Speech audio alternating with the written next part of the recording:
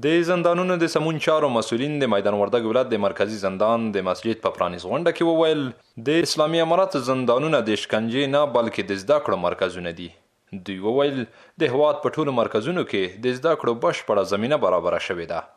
مدرسې په دوامداره توګه د توسیم اوقات د طریقې د طرز العمل د طریقې مکمل مدرسې په ټول افغانستان کې الحمدلله ترتیب ورته جوړ ده چې ځکه چې دوی چې په هر جرم راغلی موږ ته خو د زندان نه چې وځي یو مخلصه متدین یو نیک صالح شخص باید وځي. موږ او تاسې باید د خلکو په زړونو باندې حکومت وکړو او دا خلک داسې جوړ کړو چې آینده دپاره بیا دوی د ګناه مرتکب نشي. موږ شپږ استادان چې علما او په هغه کې د حدیثي او د آموزۍ استادان د هغوی لپاره روزانه 2 ساعته نه تر 3 ساعته پورې ورځي ټولو بندیانو ته درسونه ورکوي.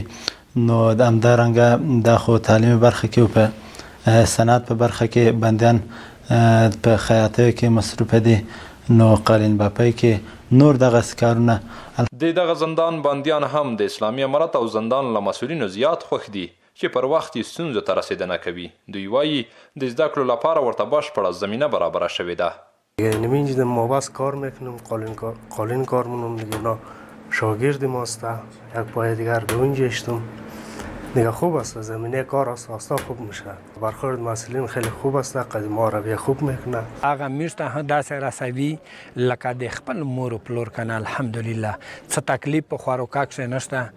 باید مثال د ډاکټر د مریضۍ کنه چې کوم تکلیف جوړ شوی دی الحمدلله دوی د شپې ها د ورځې ها د میر سره پیرا حمایت او د په نیمه شپې هم مثال د شمیر الحمدلله دوی خپل خدمات سر ته رسولی دی.